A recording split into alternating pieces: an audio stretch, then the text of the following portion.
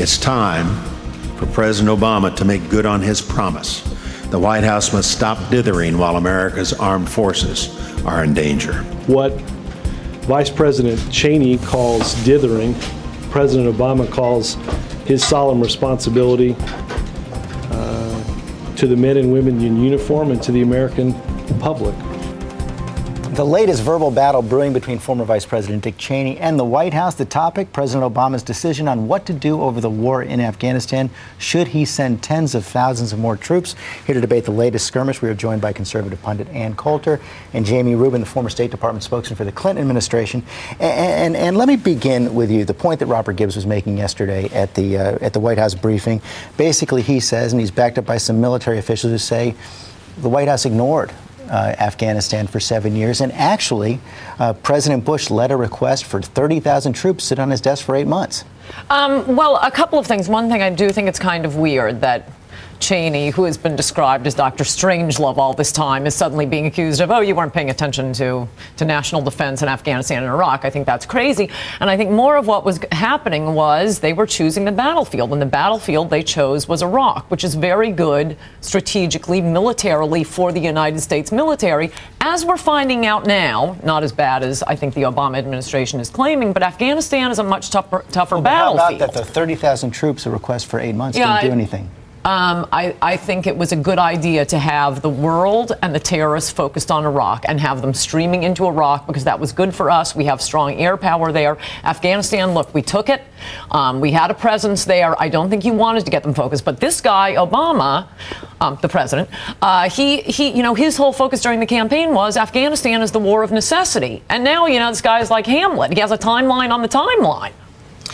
Well, look, Vice President Cheney gave a speech that really belonged in a campaign. It was waffling. The president is afraid to make a decision. He lacks political courage. He slandered our intelligence officers. He's talking down the country, turning the guns on our own guys.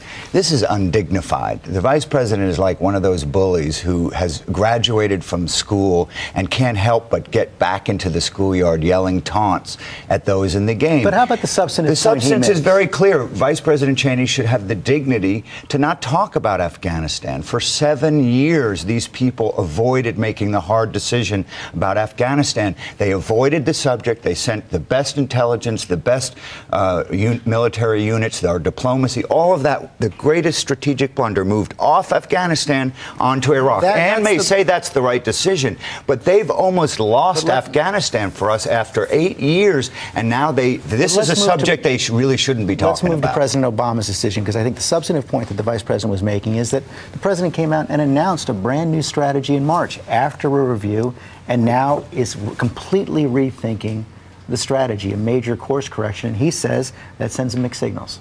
Well, Vice President Cheney is, entitled to have his opinion, but when it comes to Afghanistan, which is the issue in play here, the president is looking at all the problems and difficulties that he inherited. He's cleaning up their mess, and the problems are complicated. We had an election in which the president of that country was accused of stealing votes, so the president is looking at all the problems. But in the end, it's pretty clear that he's going to support additional forces to get the job done, and that's why I think it's particularly outrageous for the vice president to be. Well, you might have insight that others don't. I'm not sure we know what the president is going to decide. But what is wrong, Ann, of having the president take a few weeks to get this decision right? It's been more than a few weeks, and although I agree with you, the argument over whether they should be doing this or not. I think they should go back to attacking Fox News. You want to get to the substance here, but it has also come out that they adopted the Bush plan, and this is what, as you say, in March, Obama says this is what we're going to do, and to act like nothing was happening in Afghanistan when Bush was president is crazy. We took Kabul in 3 weeks, and then they forgot about it. After 7 years, we're still there because of President Bush's policy. No, but wars change, as we discovered. In Iraq, you do need a surge. I mean, wars change. They fight back. You send in more troops, you send in fewer troops. And now it's just going on and on and on. And it isn't cleaning up Bush's mess. In fact, it's to the contrary. He is living off the legacy of Bush's success in the war on terrorism. We are going to have a year where it's still Bush protecting us from terrorism. For the next 4 years, Obama is going around creating disasters across the world. He is lighting matches and throwing in gasoline, and we're just going to wait for the entire conflagration, not only in Afghanistan, in Iraq, in Turkey, in China, in Russia. Every place he is doing the wrong thing, and Afghanistan, this Hamlet routine, I do not think is putting the fear of God in the savages. Well, I don't know about Ann's strategic look at the chessboard, but when it comes to Afghanistan, this is an issue where the Bush administration got it wrong. For 7 years, they dithered. They wouldn't make the hard decision to finish the success they had in the first couple of months.